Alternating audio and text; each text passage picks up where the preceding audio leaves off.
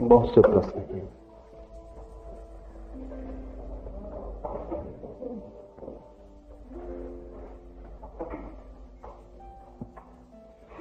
एक मित्र ने पूछा है, ताओ की परिभाषा क्या है?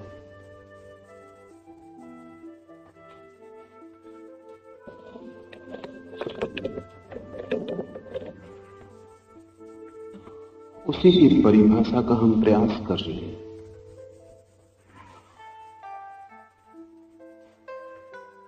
और सारा प्रयास पूरा हो जाने पर भी परिभाषा उसकी समझ में आएगी नहीं, क्योंकि जब समझाने का सारा प्रयास भी पूरा हो जाता है तब भी ताओ परिभाषा के बाहर छोड़ जाता है। वो तो जब आप उसका प्रयोग भी करेंगे तभी समझ में आएगी। जिससे प्रेम को समझाया जाए, कितना ही समझाया जाए, जब तक आप प्रेम में उतर ना जाएंगे तब तक उसे नहीं जान पाएंगे। प्रेम की कोई भी परिभाषा प्रेम को प्रकट न कर पाएगी। प्रेम का अनुभव ही उसे प्रकट करेगा। फिर भी प्रेम की परिभाषा करने की कोशिश की जाती है, इसलिए नहीं कि आप उससे प्रेम को जान लेंगे, बल्कि इसीलिए कि शायद प्रेम को जानने की प्यास उससे पैदा होगी। तो अगर ताओ को समझने की कोशिश में आपको ताओ की परिभाषा समझ में ना आए तो ये उचित ही है, लेकिन ताओ को समझने की प्यास जग जाए तो किसी दिन उसके अनुभव में उतरा जा सकता है। जिन्हें अनुभव हुआ है वे भी परिभाषा कर सकेंगे, ऐसा नहीं। जिन्हें अनुभव हुआ है वे खुद तो जान लेंगे, लेकिन दूसरे को बताते समय वही कठिनाई खड़ी हो जाएगी। अनुभव कहे नहीं जा सकते, इशारे हो सकते हैं, लेकिन शब्दों में प्रकट करने का कोई उपाय नहीं है। और जितना बड़ा हो अनुभव उतनी ही असमर्थता हो जाती है। ताओ बड़े से बड़ा अनुभव है, उससे बड़ा कोई अनुभव नहीं। ताओ शब्द का अर्थ होता है धर्म। ताओ शब्द का अर्थ होता है वो परम नियम जिसके आधार पर पूरा अस्तित्व चलता है। तो जब तक हम अस्तित्व में न डूबे और उस परम नियम के साथ एक न हो जाएं, तब तक हमारी समझ में आएगा नहीं। सागर के किनारे खड़े होकर लहरों को समझा जा सकता है। दूर की समझ परिचय ही होगी, ज्ञान नहीं। जिसने सागर को ही जानना हो उसे सागर में डूबना होगा, डुबकी लगानी होगी। और वो डुबकी भी ऐसी नहीं कि आप सागर से अलग बने रहे। वो डुबकी ऐसी चाहिए जैसे नमक का पुतला सागर में कूद जाए, फिर लौट ना सके। नमक उसका पिघल जाए, बह जाए, सागर के साथ एक हो जाए, तभी सागर को जाना जा सकेगा। तो अगर शब्द की ही जानने की इच्छा हो तो ताओ का अनुवाद होगा धर्म, परम नियम, अस्तित्व का मूल आधार, जिसको वेदों ने रित कहा है, वही ताओ का अर्थ है। लेकिन यह शब्द का अर्थ हुआ। इसे जान लेने से कुछ जान लिया, ऐसा जो मानता है वो भ्रांति में पड़ेगा। ये सिर्फ इशारा हुआ यात्रा की तरफ जाने के लिए। पहला यात्रा पर निकलना जरूरी है।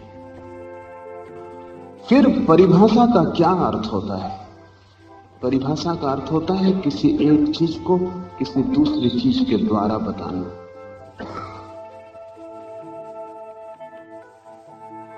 किसी एक चीज को किसी दूसरी चीज के द्वारा बताना।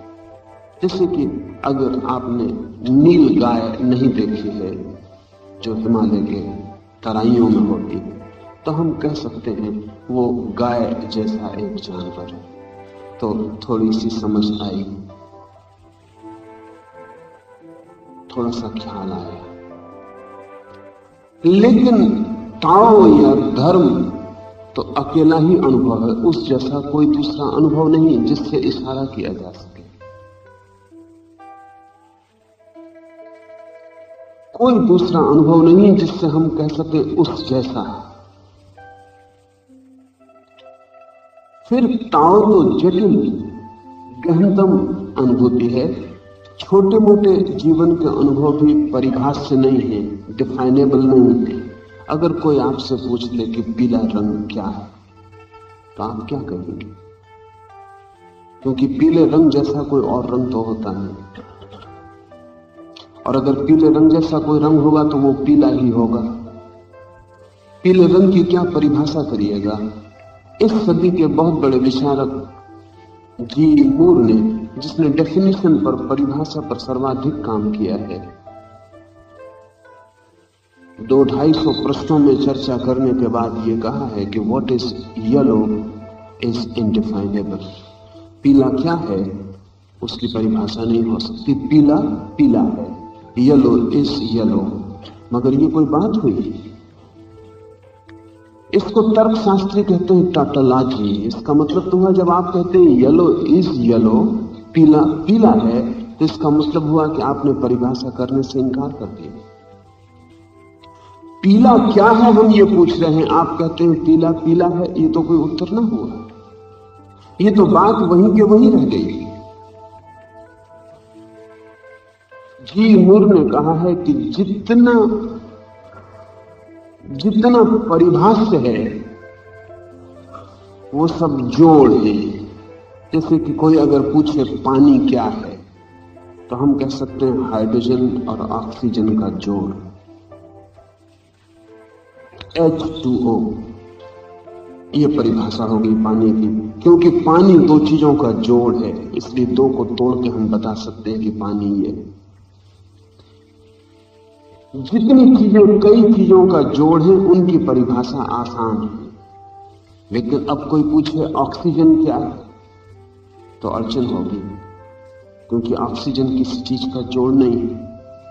लेकिन फिर भी तोड़ा जा सकता है। अब हमने परमाणु को तोड़ लिया, तो हम कह सकते हैं कि इतने इलेक्ट्रॉन, इतने न्यूट्रॉन, इनका जोड़।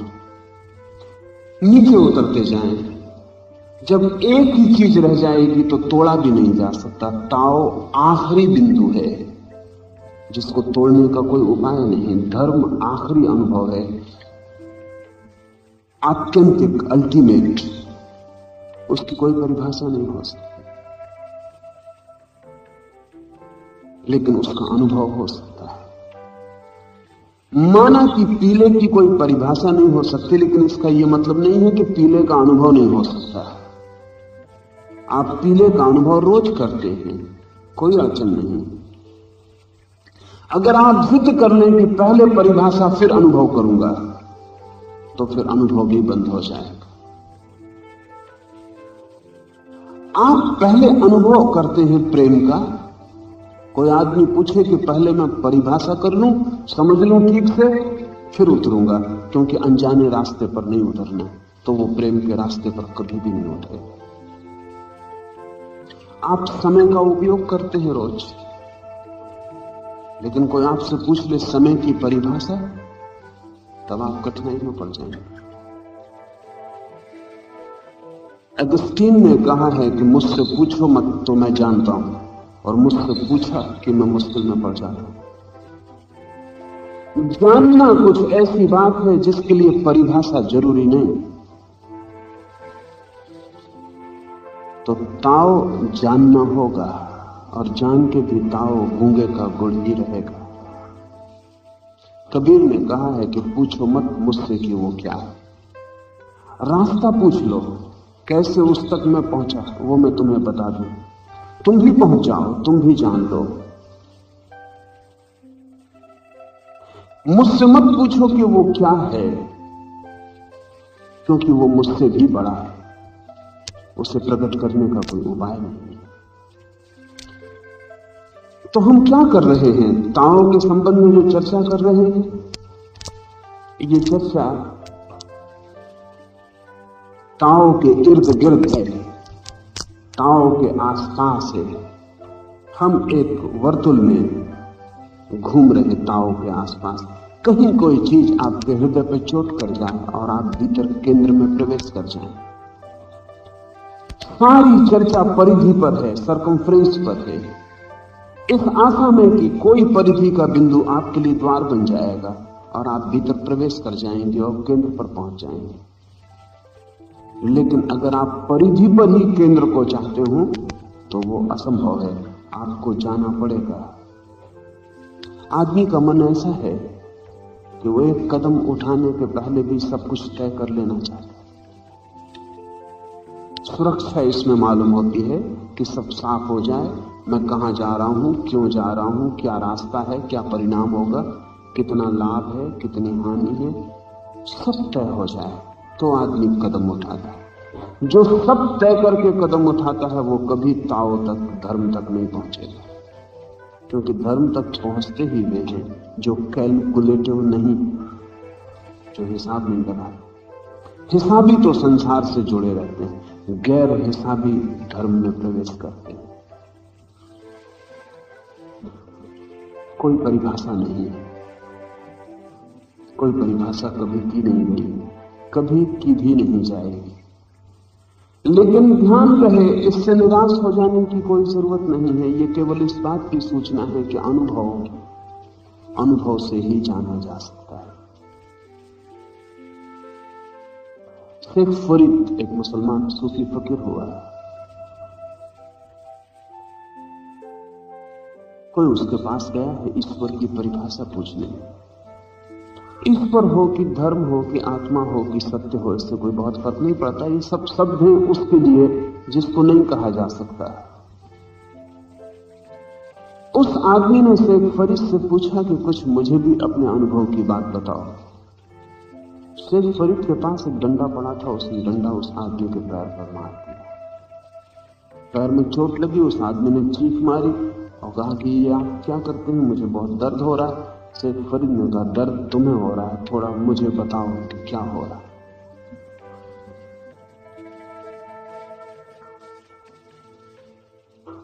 वो आदमी बड़ी मुश्किल में पड़ा। शेख फरीद ने कहा, मैं कैसे मानूं कि तुम्हें दर्द हो रहा है, और क्या है दर्द?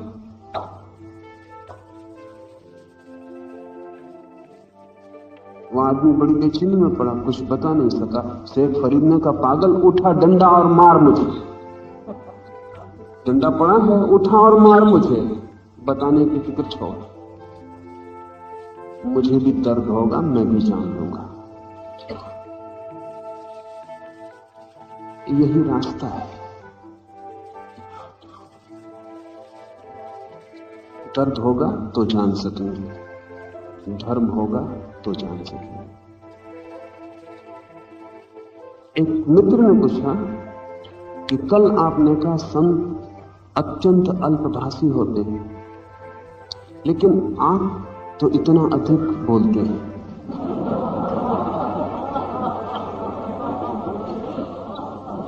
ठीक पूछा है, थोड़ा सोचना पड़े। मैं जो बोलता हूं वो अल्प ही है, आपको ज्यादा मालूम पड़ता होगा, क्योंकि जो मैं बोलना चाहता हूं उससे तौलता हूं तो अल्प है। जो आप समझ सकते हैं उससे तौलूं तो बहुत ज्यादा है।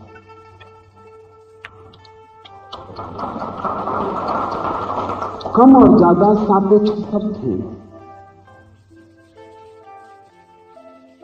उनमें सीधा कोई अर्थ नहीं होता, किसी तुलना में अर्थ होता है। जो मैं बोलना चाहता हूं उस लिहाज से जो मैंने बोला है वो कुछ भी नहीं। जो आप समझ सकते हैं उस लिहाज से जो मैंने बोला है वो बहुत ज्यादा है।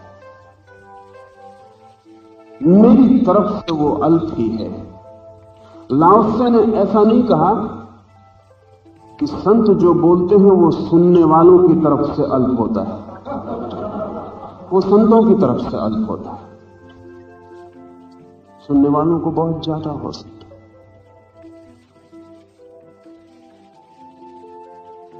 एक मित्र ने पूछा है, आप कहते हैं समस्त अस्तित्व इकट्ठा संयुक्त अद्वय है और उसमें जो भेद दिखता है वो अहंकार का खेल है। इस संदर्भ में मनुष्य की स्वतंत्रता, जिसकी कल आपने यहां चर्चा की, बहुत दुर्बल हो जाती है।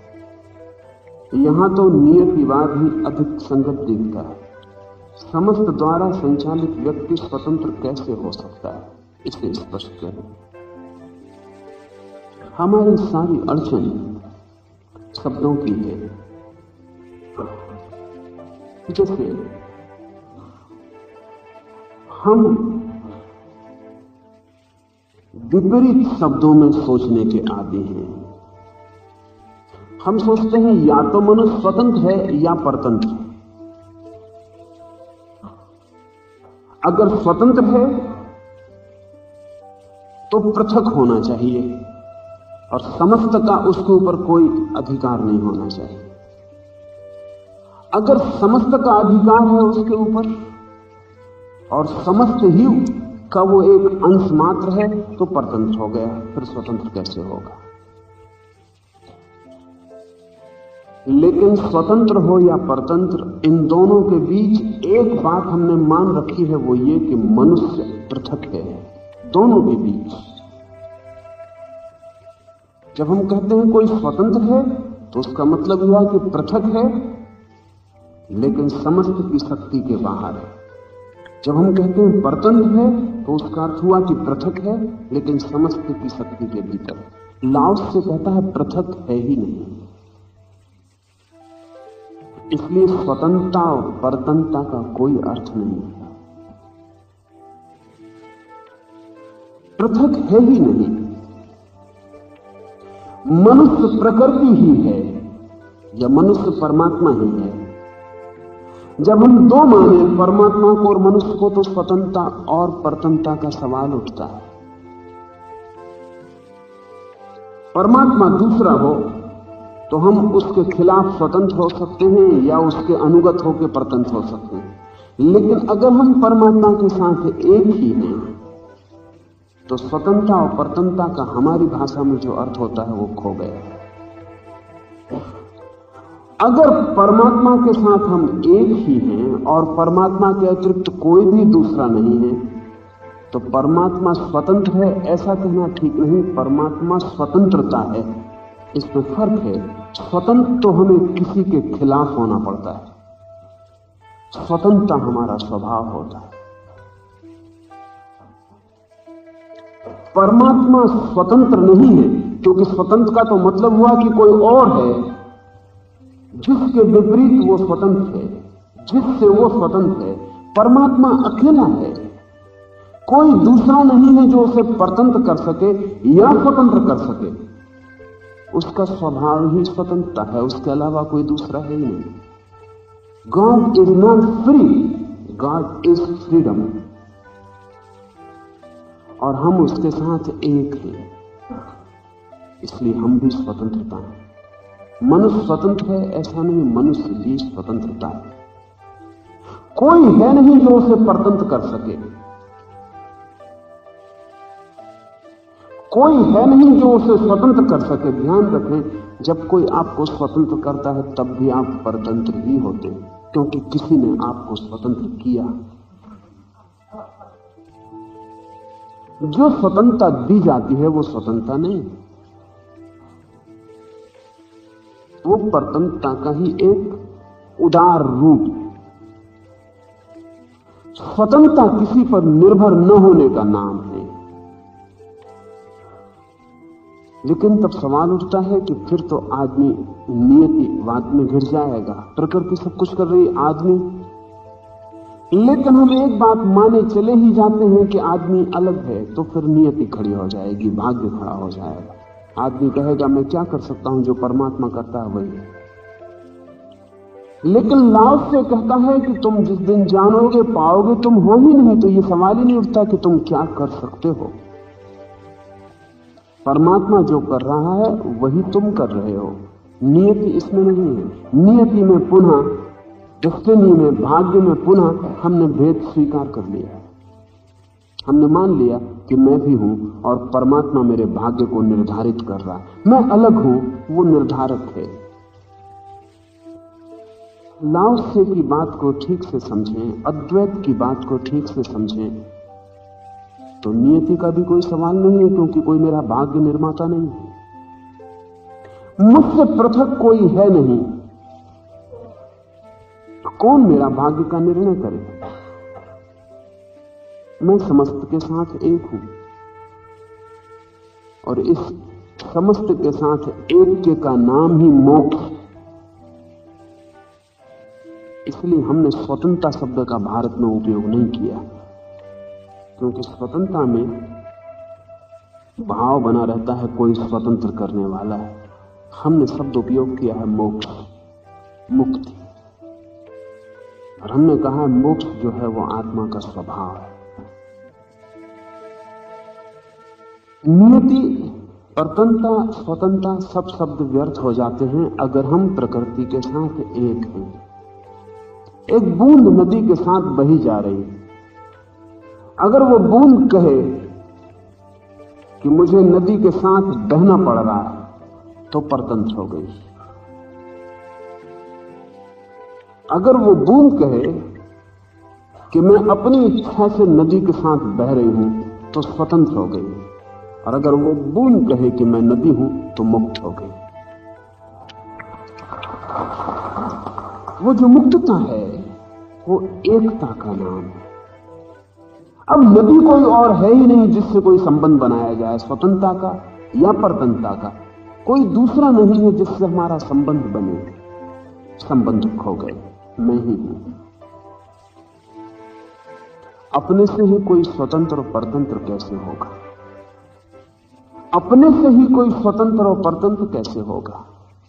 अगर आप इस पृथ्वी पर बिल्कुल अकेले हो, इस अस्तित्व में बिल्कुल अकेले हो, समझें कि सब खो गया, आप अकेले हैं अस्तित्व में, उस समय आप स्वतंत्र होंगे कि परतंत्र होंगे?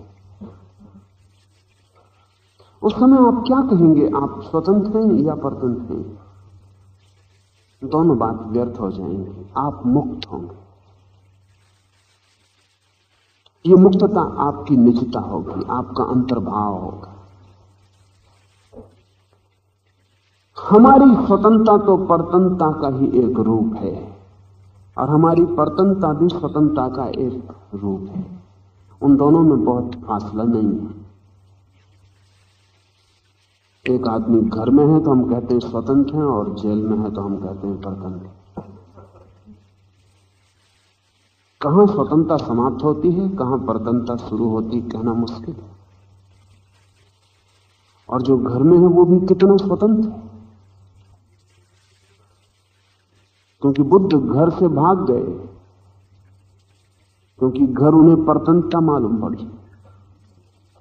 आप नहीं भागे, परतंत्रता के आदी हो गए होंगे। जेल के भी लोग आदी हो जाते। फ्रेंच रेवोल्यूशन के वक्त बेस्टिल के किले को तोड़ दिया क्रांतिकारियों ने। कैदी थे वहां बंद, उनको निकाल बाहर कर दिया। कोई 40 साल, कोई 50 साल से कैदी था। आजन्म कैदियों का निवास था वहां। आधे कैदी सांझ वापस लौट आए और उन्होंने कहा बाहर हमें अच्छा नहीं लगता। जो आदमी 40 साल जेल खाने में रहा हो, बाहर की दुनिया खत्म हो गई। 40 साल बाहर की दुनिया मर गई, वो बाहर की दुनिया के लिए मर गया। ना उसका कोई पहचानने वाला है, ना कोई मित्र है, ना कोई शत्रु है, और बाहर सब अजीब सा लगने लगा। और बाहर जाके रोटी भी कमानी पड़ेगी, वो परतंत्रता मालूम पड़ने लगी। जेल खाने में रोटी सुबह ठीक वक्त पर मिल जाती, कोई चिंता नहीं है, कोई जिम्मेवारी नहीं। बाहर जाके उस आदमी को फिक्र करनी पड़ी कि छप्पर कहां है जिसके नीचे मैं सोऊं। जेल खाने में छप्पर निर्मित था, उसे उसकी चिंता नहीं थी। जब वर्षा आती तो जेल खाने के अधिकारी छप्पर को ठीक करते थे, कोई चिंता न थी। ये जेल बड़ी स्वतंत्रता थी। और फिर बड़ी तकलीफ हुई कि हाथ में जो बड़ी बड़ी जंजीरें पड़ी थी, पैर में जो बेड़ियां पड़ी थी, 40 साल तक उनके बिना कैदी सो ना सके, बाहर नींद ना आई। लगा कि कुछ कुछ खाली है, कुछ खो रहा है। उन्होंने आके कहा कि बिना जंजीरों के अब हम सो नहीं सकते। उनके बिना ऐसा लगता है हाथ नंगा हो गया। आभूषण थे वे जंजीरें, कौन जाने आपके आभूषण जंजीरें हैं या क्या है। उनके बिना आप भी ना सो सकेंगे। क्या है स्वतंत्रता और क्या है परतंत्रता? मात्राओं के भेद हैं। जिसके आप आदी हो गए हैं उसको आप समझते हैं स्वतंत्रता।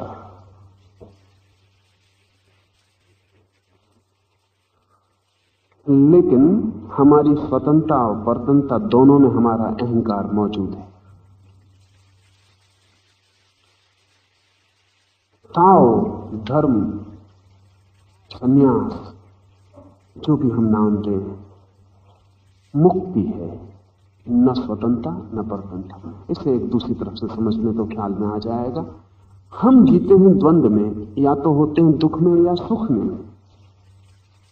तो हम पूछते हैं जब परमात्मा में हम होंगे तो सुख होगा कि दुख? दोनों नहीं होंगे। हमारा सुख और दुख एक ही चीज के भेद हैं। इसलिए हमें एक नया शब्द गढ़ना पड़ा, आनंद। आनंद का अर्थ सुख नहीं, आनंद का अर्थ है सुख दुख दोनों का अभाव।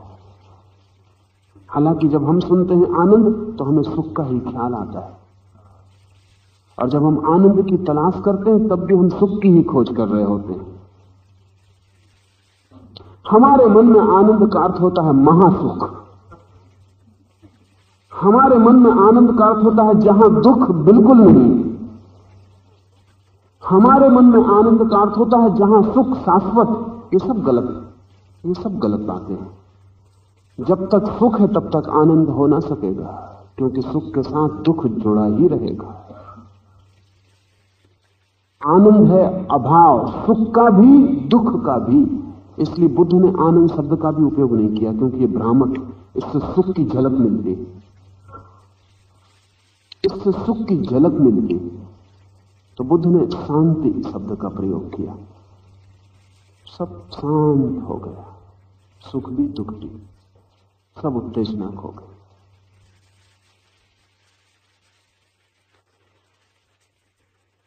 लेकिन सभी शब्दों के साथ अड़चन खड़ी रहेगी,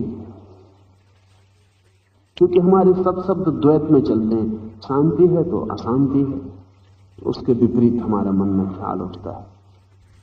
ठीक ऐसे ही स्वतंत्रता परतंत्रता दोनों जहां खो जाती हैं वहां मुक्ति है, वहां मोक्ष। मोक्ष स्वतंत्रता नहीं है, परतंत्रता भी नहीं है, दोनों के पार उठ जाना, दोनों का अतिक्रमण। और जब व्यक्ति एक हो जाता है अस्तित्व के साथ तो अकेला ही हो जाता है, अकेला ही बच रहता है। तो वो कह पाता है अहम ब्रह्मास्मि, मैं ही ब्रह्म हूं,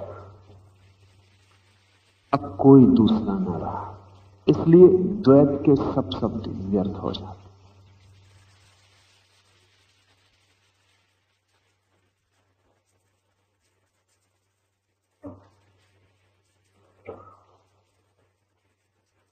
एक मित्र ने पूछा है कि मैं प्रकृति के साथ अंतरतम तादात्म्य के साथ चलूं, बाह्यतम तादात्म्य के साथ चलूं या प्रतिकूल चलूं? तीनों परिस्थिति में प्रकृति समान रूप से प्रसन्न है। कोई भी एक परिस्थिति का चुनाव करने को मैं संपूर्ण रूप से स्वतंत्र हूं, फिर तीनों चुनाव में मेरी प्रसन्नता में फर्क क्यों पड़ेगा? फर्क पड़ेगा क्योंकि तीनों के अलग अलग अनुभव हैं। ऐसा समझिए, जमीन में गुरुत्वाकर्षण है, आप रास्ते पे चलते हैं, आप सीधे चलते हैं, नहीं गिरते, स्वतंत्र हैं आप चाहें आड़े तिरछे चलें और गिर जाएं।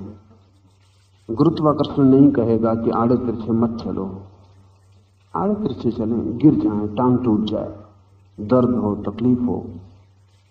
जब आप आड़े होकर गिरते हैं जमीन पर, तब भी वही गुरुत्वाकर्षण काम करता है जब आप खड़े चल रहे थे तब काम करता था। कोई फर्क नहीं, वही नियम काम कर रहा है, नियम निरपेक्ष भाव से काम कर रहा है। आपने गलती की चलने में या गलत का चुनाव किया, चोट खाएंगे, ठीक का चुनाव किया, चोट नहीं खाएंगे। सुख का अर्थ ही क्या है?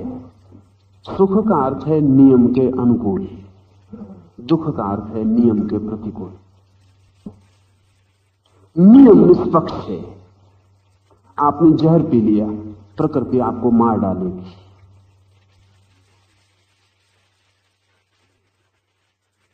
आप बीमार हैं, जहर की एक मात्रा ली, बीमारी मर जाएगी, आप स्वस्थ हो जाएंगे। पानी भी आप ज्यादा पी लें तो जहर हो जाएगा।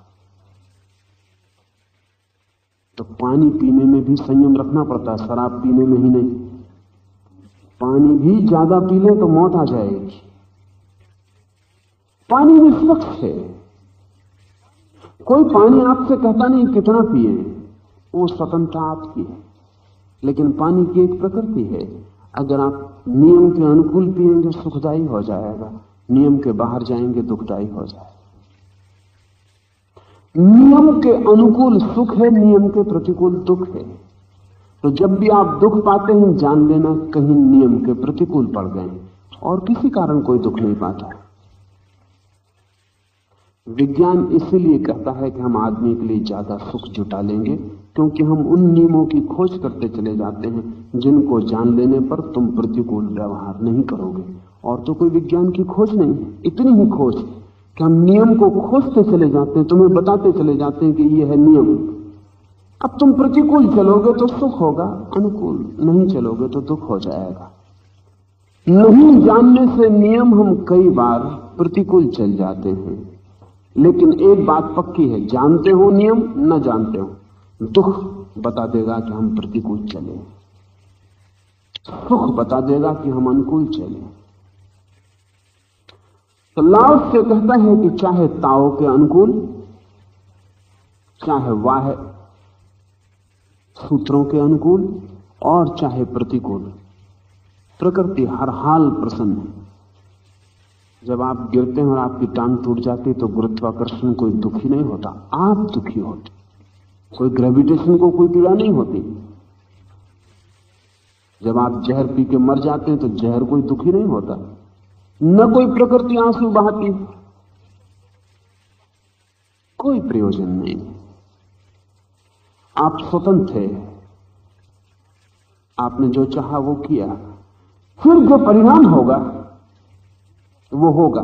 इसे समझ लें ठीक से, आप कर्म करने को स्वतंत्र हैं, परिणाम में स्वतंत्र नहीं है। परिणाम तो आपने किया कर्म और आप बंध गए।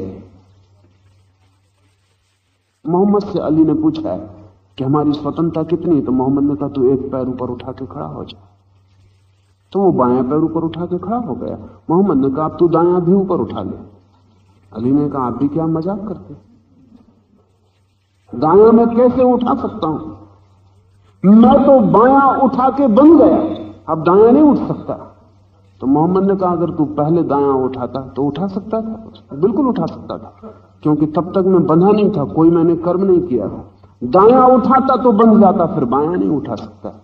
तो मोहम्मद ने कहा करने को तुम स्वतंत्र हो, लेकिन हर कर्म बंधन दे जाएगा, हर कर्म। इसलिए हम अपने मुल्क में कर्म को बंधन कहे और अकर्म को मुक्ति कहे, क्योंकि जब भी मैं कुछ करूंगा तो बंध ही जाऊंगा, किया कि बंधा, क्योंकि जो मैंने किया है उसके परिणाम होंगे, और वो परिणाम नियम के अनुसार होंगे, मेरे अनुसार नहीं। मैं झाड़ से कूदने को स्वतंत्र हूं, लेकिन टांग टूटेगी उसके लिए स्वतंत्र नहीं हूं कि नहीं टूटेगी कि टूटेगी। आप हवाई जहाज से कूदें, आपकी मर्जी, कोई रोकेगा नहीं इस संसार में।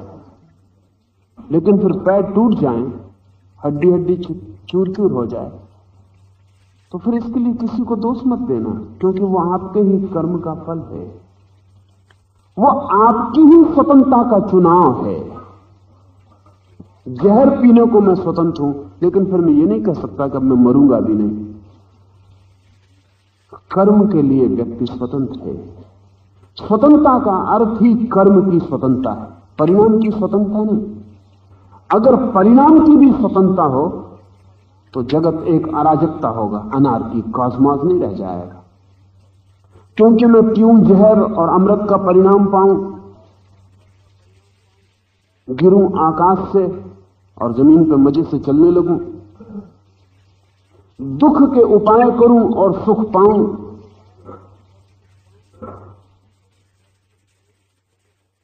तब तो जगत एक अराजकता होगा, तब तो जगत में फिर कुछ भी तय करना मुश्किल हो जाएगा, कुछ भी तय करना मुश्किल हो जाएगा। लेकिन जगत अराजकता नहीं, नियम, ताओ का यही अर्थ है। जगत एक नियम, जगत ताओ है।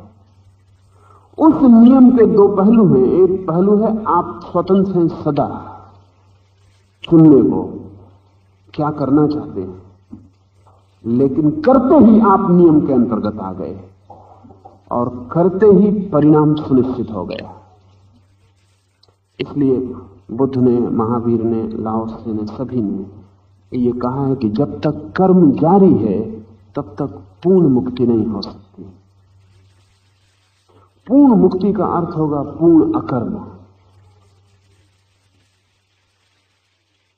इस अकर्म को साधने के कई उपाय हैं। लाओ त्से का उपाय यह है कि तुम प्रकृति के साथ अपना फासला छोड़ दो। तुम ये भूल ही जाओ कि तुम कर्म करते हो। कहो परमात्मा को कि तू ही करता है, तू ही भोगता है, हम नहीं है मौजूद। तुम स्वतंत्र हो गए। तब न तुम चुनते हो करते वक्त और न तुम भोगते वक्त। दोनों हालत में परमात्मा चुनता है, परमात्मा भोगता है। या हम कहें समस्त सृष्टि चुनती है, समस्त सृष्टि भोगती है। मैं बाहर हो गया, मैं मौजूद न रहा, ये मुक्ति हो गई। लेकिन जैसे ही मैं चुनता हूं वैसे ही चुनाव का अनिवार्य परिणाम होगा। उस परिणाम को मुझे भोगना पड़ेगा। मैंने चुना इसलिए मुझे भोगना पड़ेगा। अपना अपना कर्म भोगना ही पड़ेगा। उससे अनभोगे निकल जाने का कोई उपाय नहीं है, कोई उपाय नहीं है। बुद्ध की मृत्यु हुई विषाक्त भोजन से। तो आनंद ने उनसे पूछा कि इस आदमी ने बहुत बुरा किया, अज्ञान में ही सही, लेकिन आपको विषाक्त भोजन करा दिया। भूल से ही हुआ था, जानकर नहीं हुआ था। फूड पॉइजन से बुद्ध की मृत्यु हुई। अनजाने हो गया था, गरीब आदमी था, कुकुरमुत्ते इकट्ठे करके सुखाए थे, उनमें जहर था। उनकी सब्जी बनाई थी, बुद्ध उस सब्जी के खाने से मृत्यु हुई। बुद्ध ने क्या कहा? बुद्ध ने कहा आनंद, उसकी भूल वो जाने, लेकिन ये जहर से मेरी मृत्यु का होना मेरे ही किन्हीं कर्मों का फल है। उससे कुछ इसका लेना देना नहीं, वो संयोग मात्र है। मैंने कुछ किया होगा, उससे मैं बंधा हूं, उससे छुटकारा हुआ आनंद। शायद अब मेरे किए हुए का मुझ पर कोई बोझ नहीं है। अब मैं बिल्कुल अनकिया हो गया, अब सब समाप्त हो गया। शायद इसी के लिए अब तक मैं जिंदा भी था। ये मेरी मृत्यु नहीं है, ये मेरा विसर्जन है। अब सब लेना देना समाप्त हो गया, जो मैंने किया था वो सब पूरा हो गया। और तुम इस आदमी के प्रति कोई दुर्भाव मत लेना, क्योंकि वो दुर्भाव तुम्हारा कर्म हो जाएगा और उस कर्म का फल तुम्हें भोगना पड़ेगा, इस आदमी को नहीं। आनंद ने पूछा हम क्या करें, क्योंकि आदमी बिना पिए नहीं रह सकता। कुछ तो करें, अगर दुर्भाव न करें, इसकी खिलाफत न करें, जाके इसकी निंदा न करें, तो हम क्या करें? तो बुद्ध ने कहा तुम 1 घंटा हाथ में लेके गांव में डुंडी पीटो और कहो कि ये आदमी धन्य भागी है, क्योंकि बुद्ध को अंतिम भोजन देने का सौभाग्य इसे मिला। तुम जाओ गांव में शोरगुल मचाओ कि ये आदमी धन्य भागी है कि बुद्ध को अंतिम भोजन देने का सौभाग्य इसे मिला। ये उतना ही धन्य भागी है जितनी बुद्ध की मां थी, क्योंकि उसे प्रथम भोजन देने का सौभाग्य मिला था। तुम जाओ।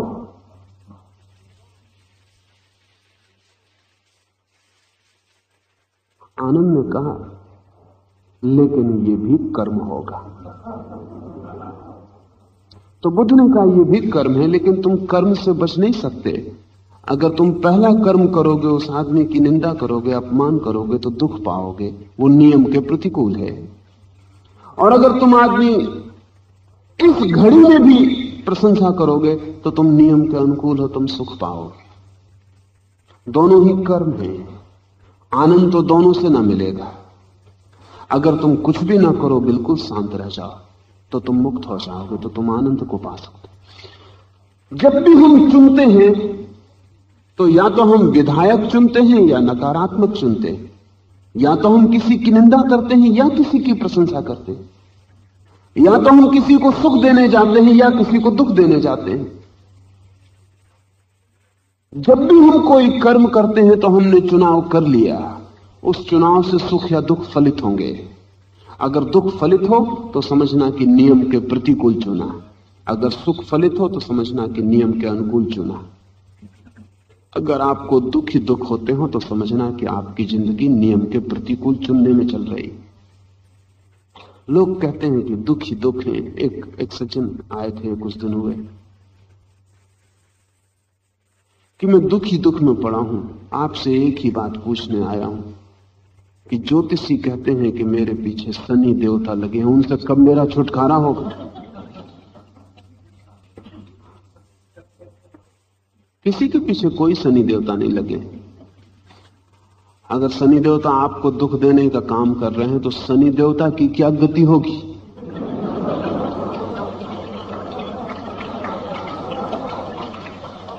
उन्हें किस नरक में डालिएगा? इतने लोगों को दुख देने का धंधा जो कर रहे हैं, उनका क्या होगा? कोई आपके पीछे नहीं लगा, आप ही अपने पीछे लगे।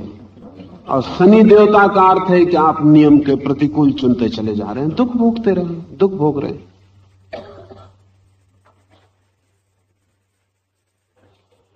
आपका दुख आपकी जिम्मेवारी है, आपका सुख आपकी जिम्मेवारी है। अगर बहुत दुख होता है तो समझ लेना कि आपके सोचने, चुनने, जीने के ढंग गलत है, वो नियम के प्रतिकूल है। दुख सिर्फ सूचन है, और दुख बड़ा अच्छा सूचन है। प्रकृति ने इंतजाम किया है, दुख से आपको सूचना मिलती है कि आप कहीं नियम के बाहर चले गए। लेकिन हम बड़े पागल हैं, हम दुख को मिटाने की कोशिश करते हैं, नियम के भीतर लौटने की कोशिश नहीं करते। और अक्सर ऐसा होता है कि दुख को मिटाने की कोशिश हम ही करते हैं जो नियम के प्रतिकूल चले गए हैं। हम दुख को मिटाने की कोशिश में और नियम के प्रतिकूल चले जाते, तब हम एक दुख से 10 दुख पैदा कर लेते। और हम इसी कोशिश में लगे रहते हैं कि हर दुख को मिटाने को हम कभी वापस लौट के नहीं देखते कि दुख सूचक है कि मैं नियम के प्रतिकूल जी रहा हूं, इसलिए नियम के अनुकूल हो जाऊं, दुख विलीन हो जाएगा। हम दुख को विलीन करने की कोशिश करते हैं, नियम के अनुकूल होने की नहीं। तब दुख तो विलीन नहीं होता, एक दुख के 10 दुख हो जाते हैं, 10 के 1000 हो जाते हैं। सब आदमी दुख शून्य पैदा होते हैं और दुख से भरे हुए मरते हैं, लेकिन वे ही अपने हाथ से फैलाए चले जाते हैं। वो जो फैलाव है, वो जो विस्तार है, वो जो इसी गणित को न जानने का परिणाम है। जब भी दुख हो तब दुख की फिक्र छोड़ना, तत्काल अपने पूरे जीवन को निरीक्षण करना, पूरे जीवन पर एक पुनर्अवलोकन कि कहां मैं नियम के प्रतिकूल चला गया हूं। ये बड़े मजे की बात है, और मनुष्य के अधिकतम दुखों का कारण यही है। एक मित्र शराब पीते, 20 साल से पत्नी उनके पीछे पड़ी कि शराब मत पियो। यही कलह का सूत्र हो गया। 20 साल जिंदगी के इसी उपद्रव में उलझ गए। पत्नी भी कहती है कि पति अच्छे हैं, सब तरह अच्छे हैं, भले, बस ये एक शराब यही कष्ट का कारण है। इस एक शराब के कारण सब खराब हो गया। पति नहीं छोड़ पाते, तो मैंने पत्नी को कहा कि एक काम कर, 20 साल तुझे कहते हो गए, कुछ छूटा नहीं, अब तू 3 महीने के लिए कहना छोड़ दे, बाद में 3 महीने बाद तेरे पति से मैं बात करूं। 5-7 दिन बाद पत्नी ने मुझे आके कहा कि बड़ा मुश्किल है, जैसे उनकी शराब पीने की आदत है वैसी मुझे उन्हें छेड़ने और रोकने की, बिना रोके मैं नहीं रह सकती। अभी बड़ा मजा, कौन शराब पी रहा है तय करना मुश्किल। अब मैं सोचता हूं कि अगर पति हिम्मत करे और शराब छोड़ दे तो पत्नी मुश्किल में पड़ जाएगी। पहली दफे जिंदगी में दुख आएगा, अभी तक दुख रहा, अब एक नया दुख शुरू होगा।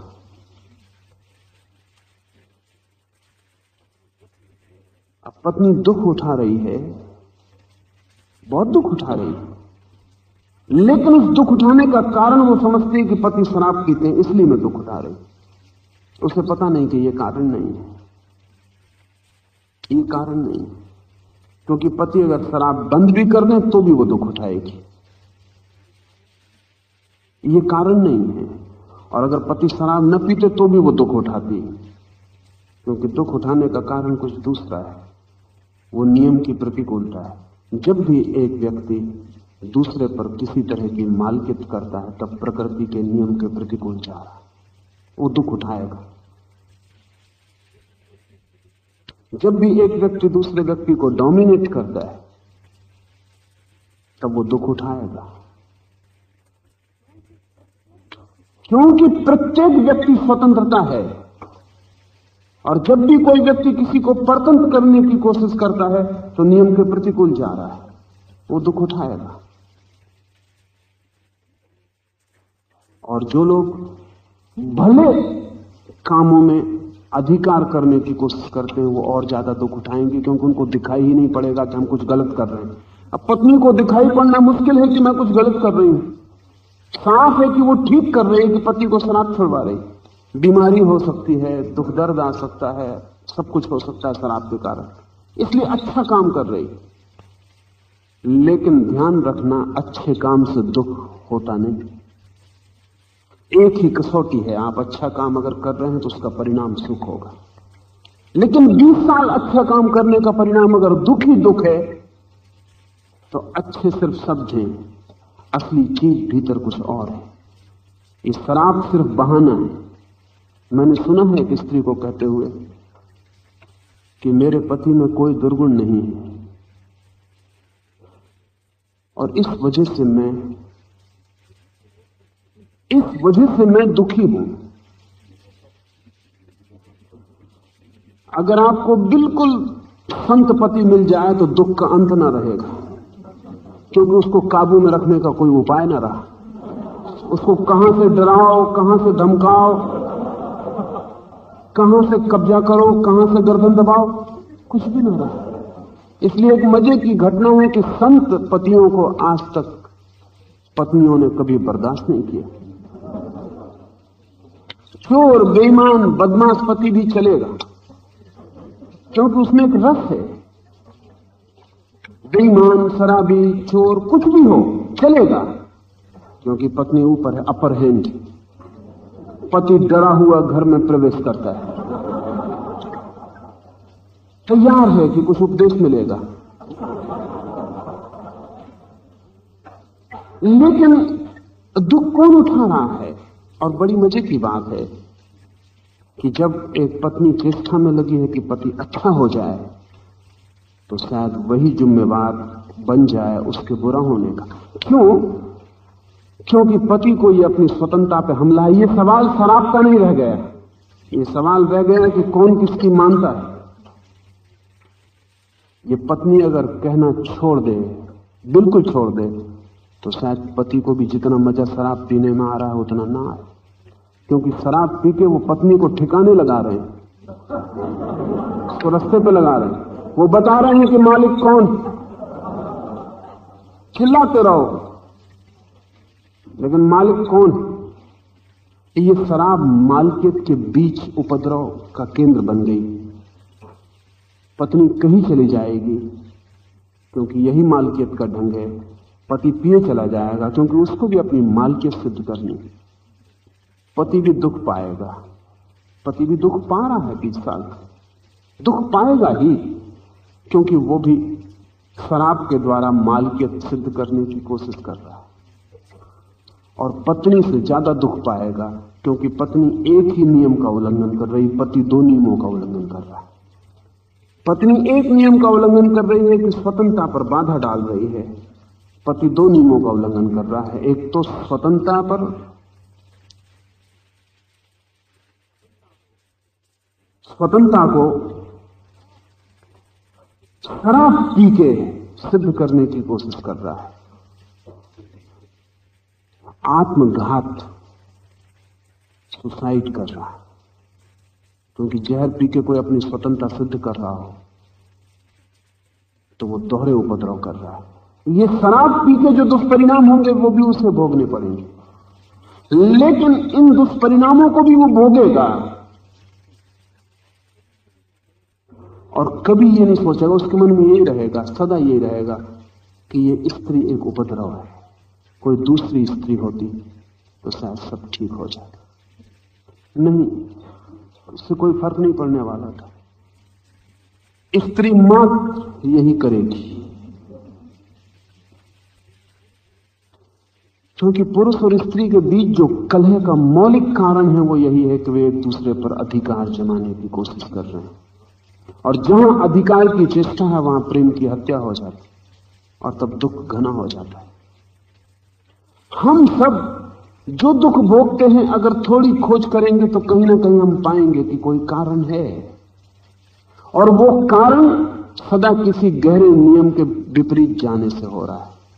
लेकिन हम दुख मिटाने की कोशिश करते हैं। आदमी अपनी पत्नी बदल सकता है, पत्नी अपना पति बदल सकती है, ये सब हो सकता है, लेकिन इससे दुख का कोई अंत नहीं होगा, क्योंकि हम वही के वही बने रहेंगे। वो शनि हमारा पीछा करेगा, क्योंकि वो शनि हम ही हैं। वो कोई दूसरा होता तो उससे छुटकारे का उपाय था, कोई पूजा पाठ करवा लेते, कोई मंत्र तंत्र करवा लेते और छुटकारा हो जाता। इतना आसान छुटकारा नहीं। आप ही हैं अपना नरक, आप ही हैं अपना स्वर्ग। लेकिन इस बात को हम बचाने की कोशिश करते हैं, हम किसी और पे डालना चाहते हैं। जब एक ज्योतिषी आपको बता देता है कि शनि आपके पीछे पड़ा है, आपके सिर से बोझ उतर जाता है, ये कोई और दुष्ट पीछे पड़ा है, उसको ठीक करना है, उसको रास्ते पर लगाने का कोई उपाय करना है। पूजा से करें, समझा बुझा के करें, मंत्र तंत्र से करें, मगर एक बात पक्की हो गई कि आप जिम्मेवार नहीं। ज्योतिषियों को हाथ दिखाने से जो आपको सुख मिलता है उसका और कोई कारण नहीं। आप जिम्मेवार नहीं, भाग्य, हाथ की रेखाएं, विधि की रेखाएं, कोई और जिम्मेवार है। कहीं भी मेरी जिम्मेवारी मुझसे उतर जाए तो हल्कापन लगता है, लेकिन वो हल्कापन आपको सुख नहीं देगा, वो और गहरे दुखों में ले जाएगा, क्योंकि आप ही जिम्मेवार हैं। और ये हल्केपन का अनुभव होते से आप नया बोझ रखने के लिए स्वतंत्र हो गए। अब आप फिर वही करते जाएंगे जो आप कर रहे थे। स्वतंत्र है आदमी कर्म करने को, फल भोगने को नहीं। श्री कृष्ण ने कहा है, कर्म तू कर और फल मुझ पर छोड़ दे। तू अगर फल भी खुद पकड़ता है तो तू मुसीबत में पड़ेगा, क्योंकि फल तेरे हाथ में नहीं। फल की आकांक्षा मत कर, तू कर्म कर, फल की आकांक्षा मत कर, क्योंकि फल की आकांक्षा तुझे गलत दिशा में ले जाएगी। फल तेरे हाथ में नहीं, कर्म तेरे हाथ में है। और अगर कर्म का फल दुखद आता है तो तुझे जानना चाहिए कि तुझे कर्म बदलना है, फल नहीं। अगर कर्म का फल सुखद आता है तो तुझे जानना चाहिए कि तू इस कर्म की दिशा में जा सकता है। लेकिन एक घटना घटती है, जो आदमी दुख में पड़ा है वो सुख की तरफ जाना चाहता है स्वभाव था, लेकिन जो दुख में पड़ जाता है वो दुख से भी ऊपर उठना चाहता है स्वभाव था। दुखी आदमी सुख की तरफ जाना चाहता है, इसलिए उसे नियम की प्रतिकूलता छोड़ के अनुकूलता पकड़नी चाहिए। सुखी आदमी सुख से भी फिर ऊब जाता है। सुखी आदमी को सुख भी फिर बासा मालूम पड़ने लगता है। सुखी आदमी को फिर सुख में भी स्वाद नहीं आता।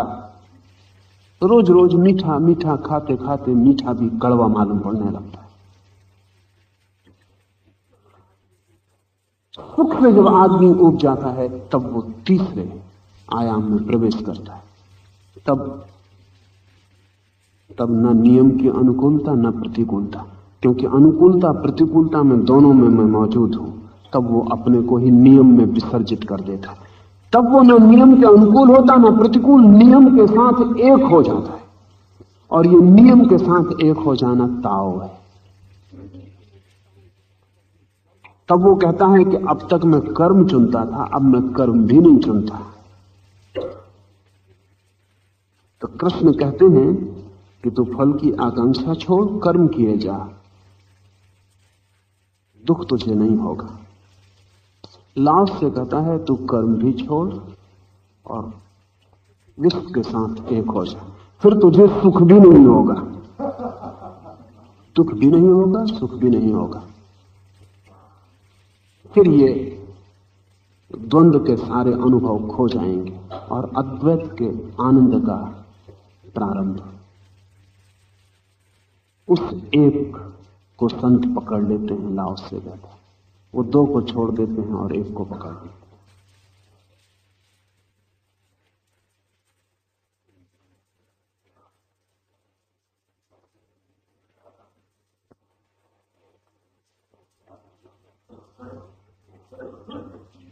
एक मित्र ने प्रश्न नहीं पूछा है, जैसे मैंने उनसे कुछ पूछा हो उन्होंने जवाब दिया है। संक्षेप में लाओसे ने बहुत अच्छी बातें कही हैं। लाओसे ने अच्छी बातें नहीं कही, बड़ी खतरनाक बातें कही हैं। अच्छी बातें उन्हें कहते हैं जिनसे सांत्वना मिले, खतरनाक बातें उन्हें कहते हैं जिनसे आपको मिटना पड़े, मरना पड़े, टूटना पड़े और नया होना पड़े। लाओसे ने अच्छी बातें नहीं कही, बहुत खतरनाक, बहुत डेंजरस बातें कही। लाओसे ने आपको सुलाने के लिए कोई लॉरी नहीं गाई।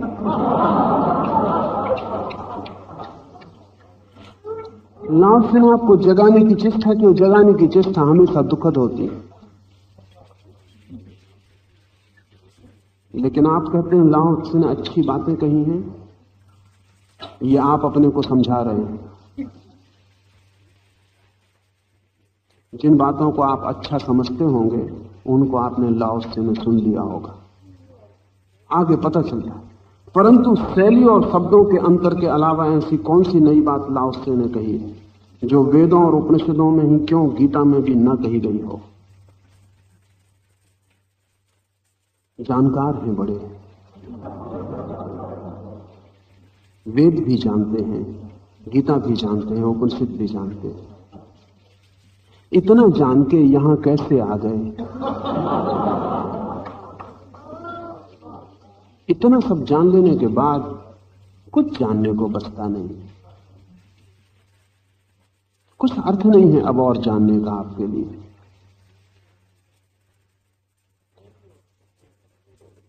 शैली और शब्दों का भेद उन्हें दिखाई पड़ रहा है।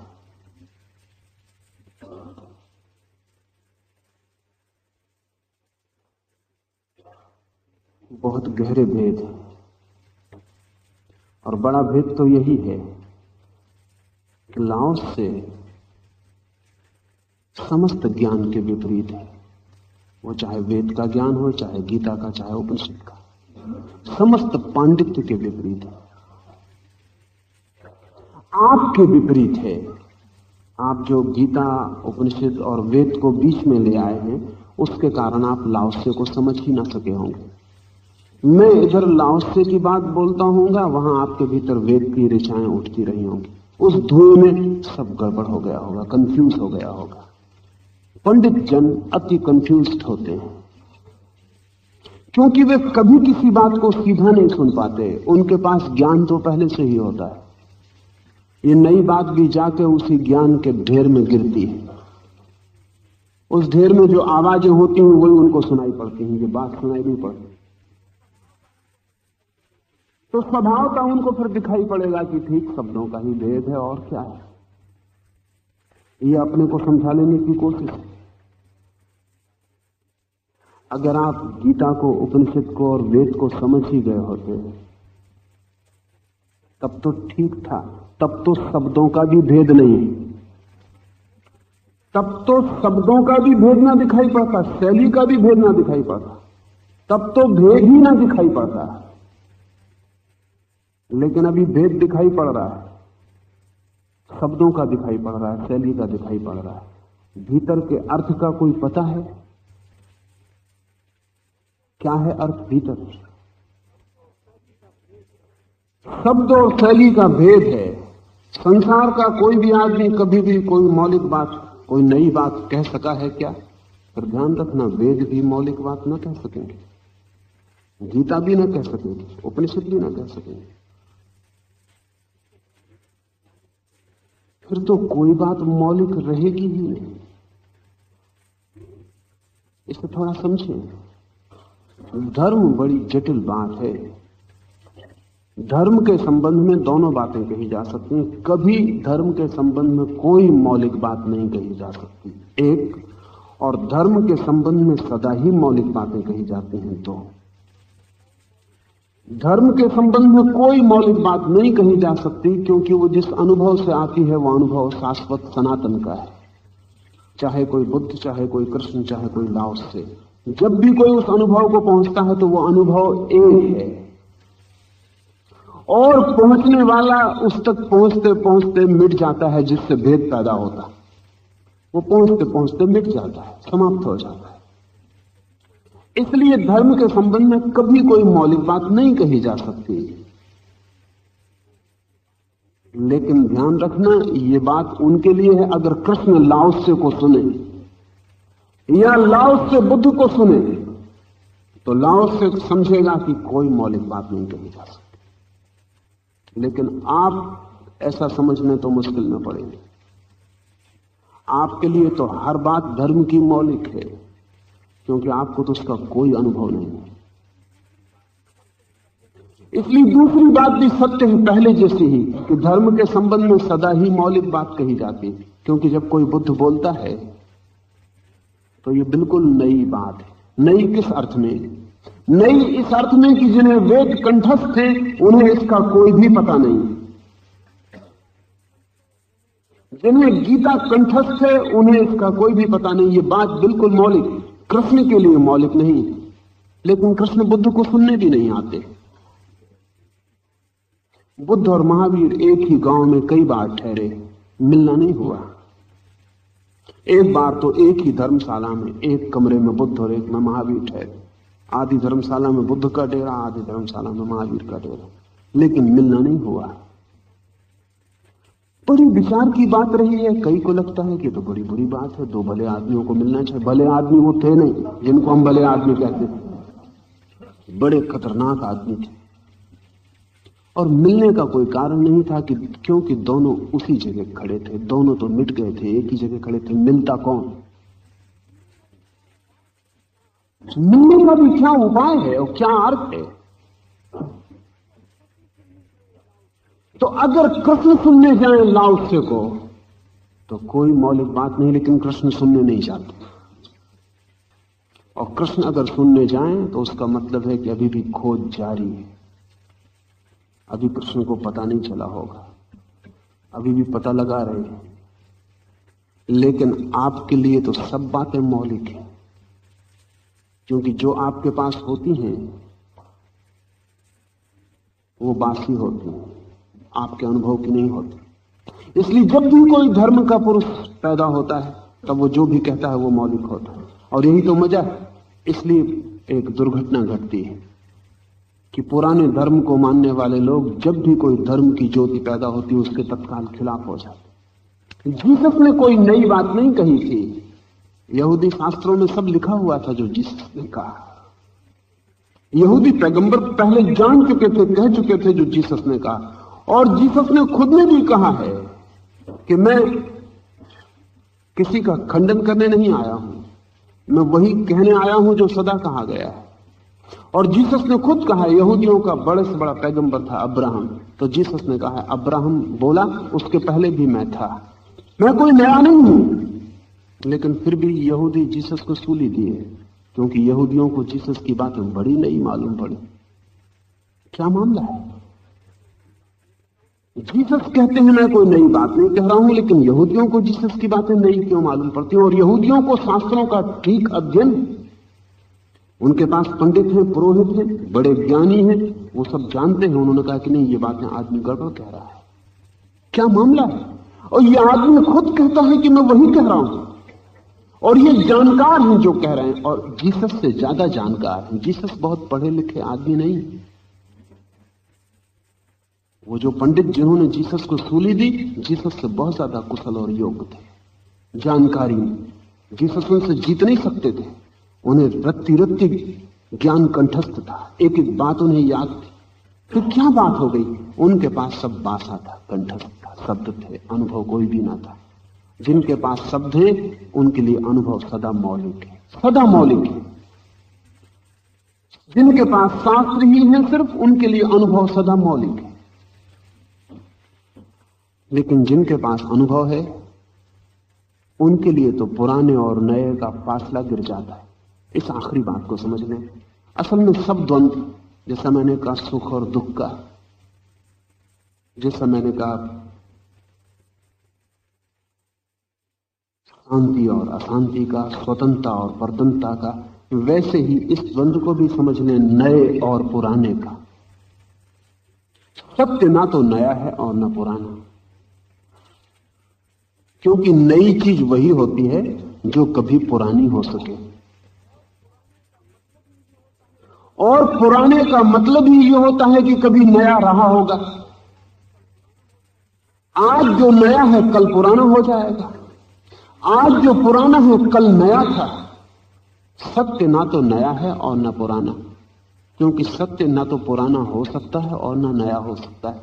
इसलिए सत्य को हम कहते हैं सनातन, उसको हम कहते हैं शाश्वत, उसको हम कहते हैं जो सदा है।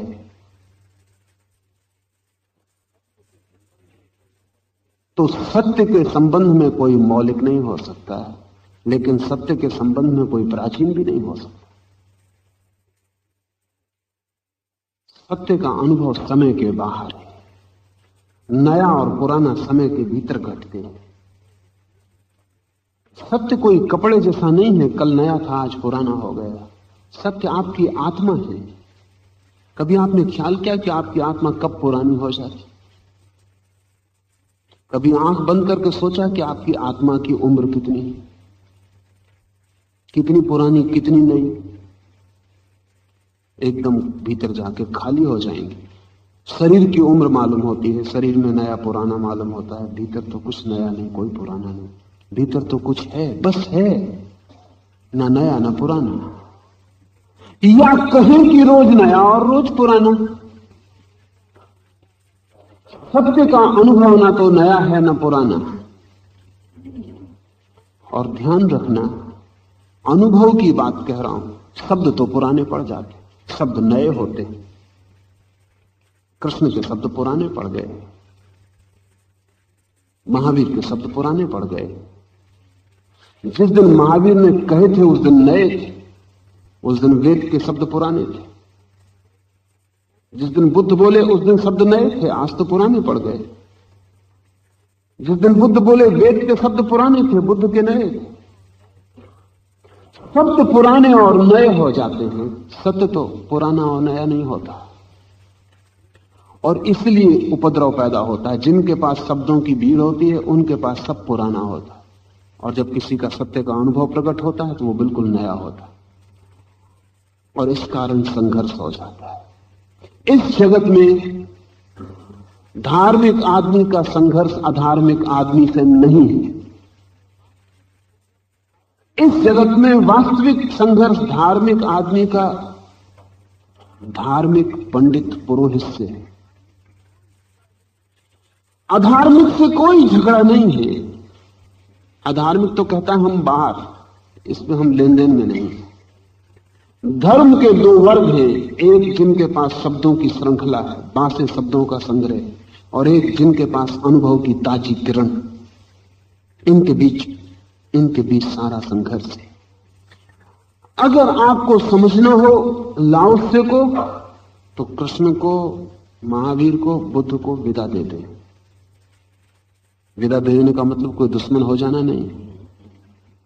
विदा दे देने का मतलब है फिलहाल उनको कहें कि भीतर शोरगुल ना मचाए, उनको अलग करें। आप सीधे लाओत्से को समझें, और अगर आपको कृष्ण को समझना हो किसी दिन तो लाओत्से को विदा दे दें, उसे हट जाने दें, उसे बीच में मत आने दें, क्योंकि वे बड़े अनूठे लोग हैं। उनके सबके शब्द अपने अनूठे हैं, निज। उनकी पहुंच, उनकी यात्रा का पथ, उनकी आंखें बड़ी भिन्न भिन्न। उनका अनुभव एक है, लेकिन अनुभव तो आपको उस दिन समझ में आएगा जब आपको अनुभव होगा, उसके पहले नहीं। उसके पहले एक के शब्द को दूसरे के बीच में मत आने दें, नहीं तो दो उपाय है। दो उपाय है। एक तो उपाय यह है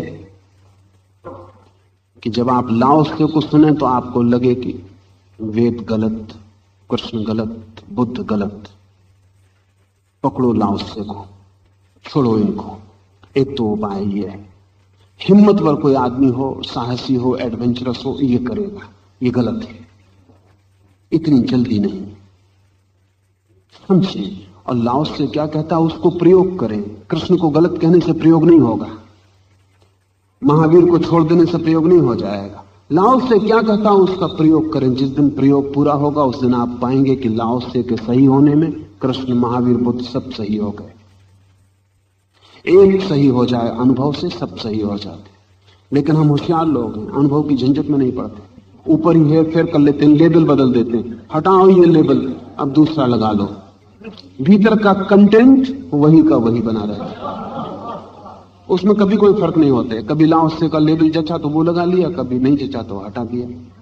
बड़ी जल्दी करते हैं। एक मित्र मेरे पास आए, 2-4 दिन से ध्यान शुरू किया था।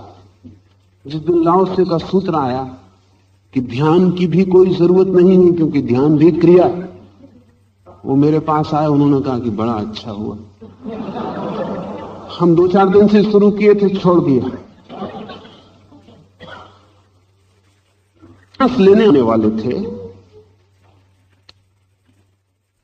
एक दिन पहले कह के गए थे कि कल सुबह आके मैं संन्यास में प्रवेश करता हूं, लेकिन उसी दिन शाम को लाओत्से का सूत्र था जिसमें मैंने कहा कि लाओत्से ने कभी संन्यास नहीं लिया। वो फिर दूसरे दिन आए ही नहीं, वो समझ गए, बात ठीक हो गई। आदमी बहुत चालाक है। जिन मित्र ने ध्यान छोड़ दिया 4 दिन करके, मैंने उनसे पूछा लाओत्से को समझ के और क्या छोड़ दिया? तो और तो कुछ नहीं, ध्यान से शुरू करता हूं। ध्यान को अभी पकड़ा भी नहीं था, पाया भी नहीं था, छोड़ना तो बहुत मुश्किल है। जो तुम्हारे पास हो वही छोड़ा जा सकता है। मैंने उनसे पूछा ध्यान तुम्हें मिल गया? उन्होंने कहा 3-4 दिन से शुरू किया, जो है ही नहीं उसे छोड़ दिया। छोड़ना चाहते होंगे, लाओत्से बहाना बन गया। हम बड़े होशियार लोग हैं, संन्यास लेने में डर लग रहा होगा, लाओत्से ने हिम्मत दे दी कि ठीक, संन्यास की क्या जरूरत है। अपने डर को लाओत्से के ज्ञान से जोड़ लिया। ये ज्ञान नहीं है, ये डर ही है, भय ही है। इस सब बेईमानी को ध्यान में रखना जरूरी है। तो मैं कहता हूं छोड़ दें कृष्ण को, बुद्ध को, महावीर को। जब लाओत्से को समझ रहे हैं तो लाओत्से को समझ लें, और अगर लाओत्से ठीक लगता हो तो समग्रता से उसके प्रयोग में उतर जाएं। एक दिन आप पाएंगे बुद्ध छूटे नहीं, कृष्ण छूटे नहीं, सब पा लिए। कृष्ण ठीक लगते हैं, कृष्ण को चल पड़े, लेकिन चलें।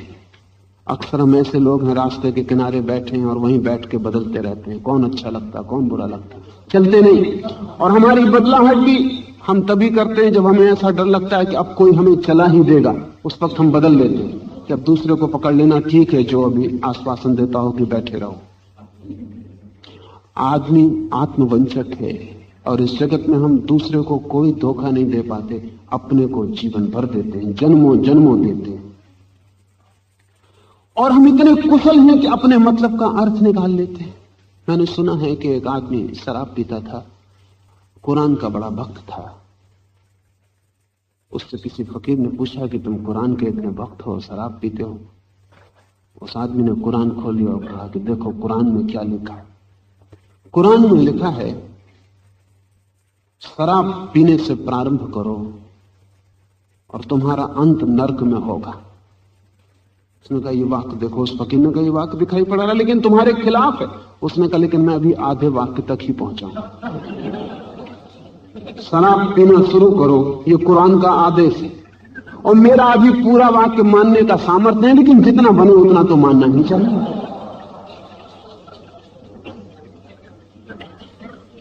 कोशिश करते करते दूसरे आधे हिस्से तक भी कभी आप लोगों की कृपा रही पहुंच जाऊंगा।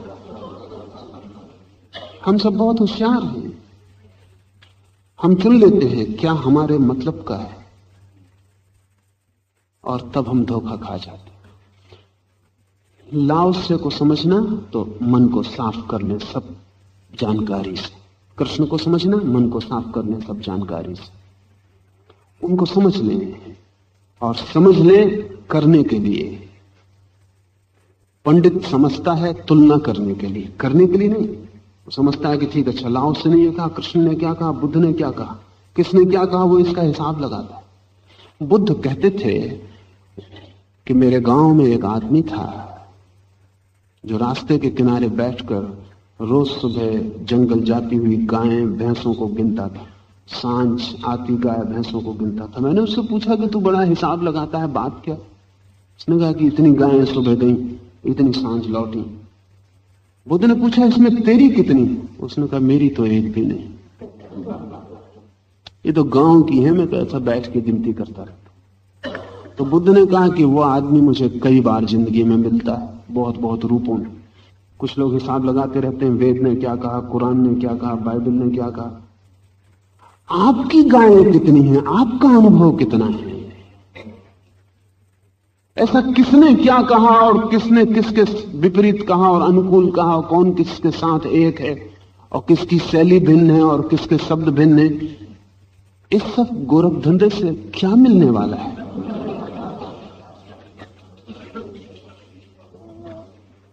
इतना ही 5 मिनट कीर्तन करो।